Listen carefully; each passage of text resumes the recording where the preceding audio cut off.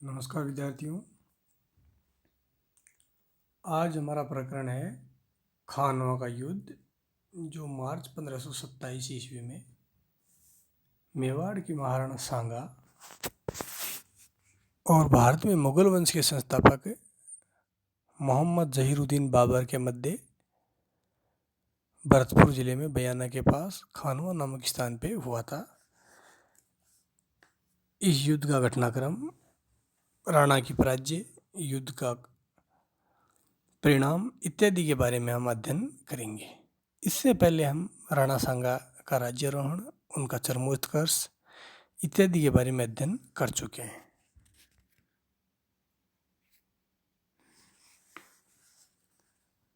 युद्ध के घटनाक्रम के अंतर्गत हम देखते हैं कि मार्च 1527 ईस्वी में के आरंभ में ही राणा सांगा और बाबर की सेनाएं हैं वो खानवा के मैदान में आमने सामने आ डटी। यद्यपि कई फारसी इतिहासकार है वो राणा के सैनिकों की संख्या बहुत बढ़ा चढ़ाकर बताई है, फिर भी इसमें संदेह नहीं है कि राणा के पास बाबर से अधिक सैनिक थे। परंतु दूसरी ओर बाबर के पास एशिया का सर्वश्रेष्ठ तोपखाना था, जबकि राणा के सैनिक है वो तीर कमान, भालों और तलवारों से लैस थे। बाबर अपनी सेना की व्यवस्था पानीपत के युद्ध के ढंग से की तथा राणा सांगा ने प्रचलित राजपूती ढंग से सेना की व्यूहरचना या सेना को व्यवस्थित किया। कर्नल टोड के अनुसार युद्ध से पूर्व ही बाबर ने राणा सांगा के पास एक संधि प्रस्ताव भेजा था। यद्यपि समकालीन मुगल और फारसी लेखक है वो इस बात से इनकार करते हैं कि बाबर ने राणा सांगा के सामने कोई संधि प्रस्ताव भेजा हो। 17 मार्च 1527 ईस्वी को प्रातः 9 बजे युद्ध की रणभेरी बज उठी। राणा ने अपने सैनिकों के दल को मुगल सेना की दाहिने दल पे धावा बोलने का आदेश दिया। यह आक्रमण इतना तीव्र था कि मुगल सेना इस प्रारंभिक आक्रमण को सहन नहीं कर सकी और तुरंत बाबर को अपने दाहिने दल की सहायतार्थ तैमूर सुल्तान को सैन्य उधर भेजना पड़ा। लेकिन इसी समय मुस्तफ़ा रूमी की तोपों की मार से राजपूतों में खलबली मच गई, भगदड़ मच गई, क्योंकि राजपूत सैनिक है वो पहली बार तोपों का सामना कर रहे थे। इससे पहले उन्होंने कभी तोपों की लड़ाई या तोपों का युद्ध नहीं देखा था। शत्रु दल को बिखेरने में तोपखाने और अश्वारोही दल ने अपना कमाल दिखाया। आग उगलती और भीषण गर्जना करती मुगल तोपों ने राजपूतों में आतंक उत्पन्न कर दिया। इसी समय राजपूतों की सहायता कुछ सेनाई मुगल सेना के दाहिने भाग में पुनः दबाव पड़ा, लेकिन बाबर ने अपनी सेना के मध्य भाग को दाहिने भाग की सहायता के लिए भेजा, जिसे राजपूतों के आक्रमण को विफल बना दिया। अब सांगा ने मुगल सेना के बाएं भाग पर ध्यान दिया, किंतु मुगलों ने राजपूतों के प्रत्येक आक्रमण को विफल कर दिया। इस समय बाबर ने अपनी चिर परिचित युद्ध प्रणाली तुलगुमा पद्धति का प्रयोग किया। रुस्तम खान तुर्कमान तथा मुनीम अख्तर ने अपनी सैनिक टुकड़ियों के साथ चक्कर काटते हुए राजपूत सेना के पार्श्व भाग पर आक्रमण किया। धीरे धीरे राजपूतों की जो प्रमुख सेना नायक है, प्रमुख योद्धा है, वो रणक्षेत्र रहे। जैसे कि भूपत राय, चंद्रभान, माणिकचंद, दलपत आदि योद्धा है वो रणक्षेत्र रहे। हसन खान मेवाती भी गोली का शिकार हो गए। राजपूतों की भारी सती ने बाबर का हौसला बढ़ा दिया और उसने अपने सभी सुरक्षित सैनिकों को भी युद्ध में झोंक दिया। राजपूतों ने अपने लिए कोई सुरक्षित सैनिक नहीं रखे थे, जबकि बाबर ने 10,000 सैनिकों की एक सुरक्षित सेना भी रख रखी थी।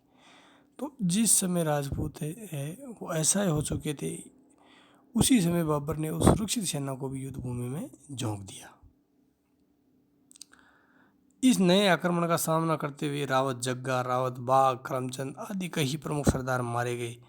ऐसी गंभीर स्थिति में राणा ने स्वयं को युद्ध भूमि में झोंक दिया। दुर्भाग्य से एक तीर है वो राणा के सिर में लगा। राणा सांगा मूर्छित हो गए और प्रमुख राजपूत सरदारों ने मूर्छित राणा सांगा को वहाँ से दौसा की बसवा ले जाया गया और पीछे से राणा का जो राजमुकुट है वो हड़वद के राजा मान सिंह जो झाला वंश के थे उनके पुत्र झाला अज्जा जो शकल सूरत से राणा सांगा जैसी मूछें वगैरह चेहरा रोबीला चेहरा था वो थी, उनके सिर पे ताज रख दिया ताकि राजपूतों की सेना में भगदड़ नहीं मचे। का कुछ देर युद्ध चला, लेकिन तब तक राजपूत सेना में खुसर फुसर होने लगी कि राणा है वो घायल हो गए और युद्ध भूमि से चले गए। तो ये बात चारों ओर फैल गई, राजपूत सेना में खलबली मच गई। इसी समय मुगल सेना ने राजपूत सेना को चारों ओर से घेर लिया। राजपूतों को भागते देख रायसेन के शासक सलहदी तंवर और नागौर के खानजादा ने राजपूतों का पक्ष छोड़ दिया। वे बाबर से जा मिले। उन्होंने बाबर को राणा की घायल अवस्था से युद्ध भूमि से बाहर ले जाने की बात बताई। तो बाबर है वो बड़े प्रसन्न हुए और इस प्रकार बाबर की निर्णायक विजय हुई। बाबर ने लाशों के टीले और कटे हुए सिरों की मीनारें बना के विजय की प्रसन्नता प्रकट की। राणा सांगा की पराजय के कारण। राणा सांगा की पराजय के कुछ प्रमुख कारण निम्न प्रकार से हैं। यद्यपि राजपूतों की संख्या है वो मुगलों से अधिक थी, फिर भी मुगल है वो एक नेता के नेतृत्व में संगठित होकर युद्ध लड़ रहे थे, जबकि राजपूतों में ये खामी रही है कि वो अपने सामंत या अलग अलग राजाओं के अधीन होकर युद्ध लड़ा करते थे। जैसे कि हमने पढ़ा इनके अधीन 7 राजा, 9 राव और 104 सरदार थे।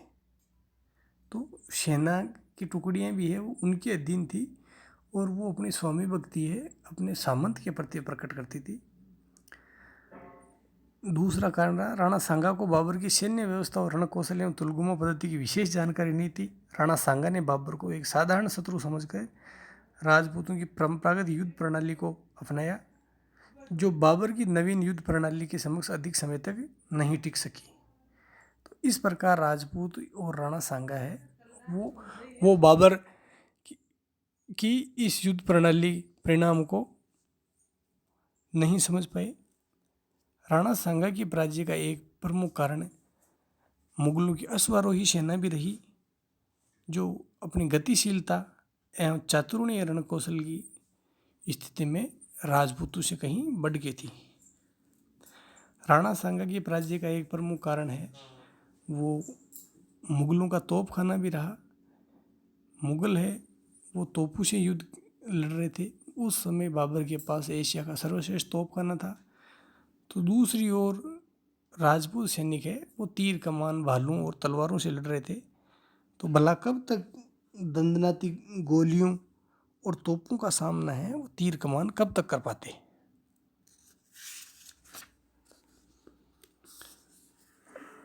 पांचवा कारण रहा राणा ने अपने आप को युद्ध में झोंक देना पराजय का कारण बन गया, जबकि राणा को स्वयं को युद्ध में नहीं झोंक के बाहर से युद्ध संचालन या युद्ध कौशल का परिचय देना था। जिस प्रकार बाबर है वो दूर खड़ा होके और अपने संदेशों के माध्यम से अपनी सेना को नियंत्रित कर रहा था। छठा कारण रहा जो फरवरी 1527 में बयाना का युद्ध हुआ। उस युद्ध में बाबर की सेना पे राणा सांगा ने विजय पाई थी, लेकिन सीकरी की और सीधा ने जाके भुसावर होते हुए सीकरी का मार्ग पकड़ा और व्यर्थ में ही 1 महीना नष्ट कर दिया। तो इस 1 महीने में मुगलों को विश्राम का समय मिल गया और मुगल है वो युद्ध व्यूह रचना में सफल रहे। युद्ध के आरंभ होने तक राणा सांगा की गलतफहमी रही कि शीघ्र ही विशाल सेना से वह शत्रु को पराजित कर देगा, इसलिए उसने अपने बचाव के लिए सुरक्षात्मक सावधानी नहीं दिखाई। कर्नल टोड, हरविलास शारदा, श्यामल दास ददवाड़िया आदि इतिहासकारों की मान्यता है कि युद्ध के अंतिम दौर में सल्लदी तंवर जो रायसेन के शासक थे और नागौर के खानजादा इत्यादि पाला बदल के मुगलों की तरफ जा मिले। यद्यपि वो नहीं भी बदलते तो भी राणा सांगा की हार निश्चित थी। सलदी तंवर और नागौर के खानजादे ने पल्ला राणा सांगा के युद्ध भूमि से पलायन करने के बाद में ही बदला था। खानवा के युद्ध के परिणाम। खानवा के युद्ध के परिणाम है वो अत्यंत ही महत्वपूर्ण और दूरगामी सिद्ध हुए। खानवा का युद्ध देश के निर्णायक युद्धों में से एक माना जाता है। भारतीय इतिहास में पानीपत के प्रथम युद्ध में से भी अधिक महत्वपूर्ण माना जा सकता है इसको। पानीपत के प्रथम युद्ध के पश्चात बाबर का आधिपत्य है वो दिल्ली और आगरा तक ही सीमित था, जबकि खानवा के युद्ध में विजय होने के पश्चात बाबर का आधिपत्य है वो संपूर्ण उत्तर भारत में व्याप्त हो गया। इस पराजय के बाद कई वर्षों तक राजस्थान का मुगलों के साथ कोई संपर्क नहीं रहा। राजस्थान विजय के लिए मुगलों के प्रयत्न अकबर के सिंहासन रूढ़ होने के बाद ही प्रारंभ हुए। डॉक्टर रघुवीर सिंह ने लिखा है कि राजस्थान के पूर्व आधुनिक इतिहास के मुगलकालीन खानवा के युद्ध से ही प्रारंभ होता है।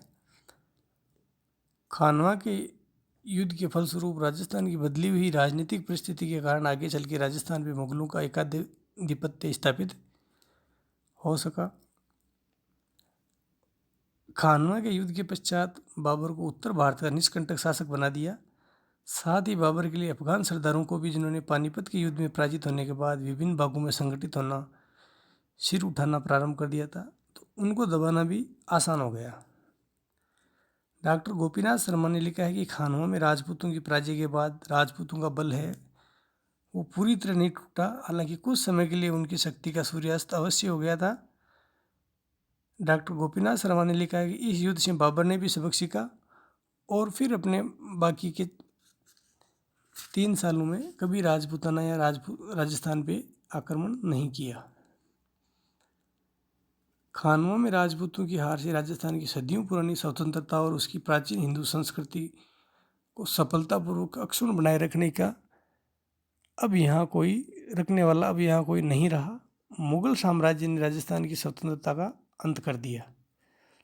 तो इस प्रकार खानवा के युद्ध के पश्चात राजस्थान के निवासियों की आचार विचार, रहन सहन, वेशभूषा, खान पान इत्यादि बदल गए। नई नई प्रवृत्तियाँ और महत्वपूर्ण क्रांतिकारी प्रभाव खानवा के युद्ध के पश्चात दृष्टिगोचर होने लगे।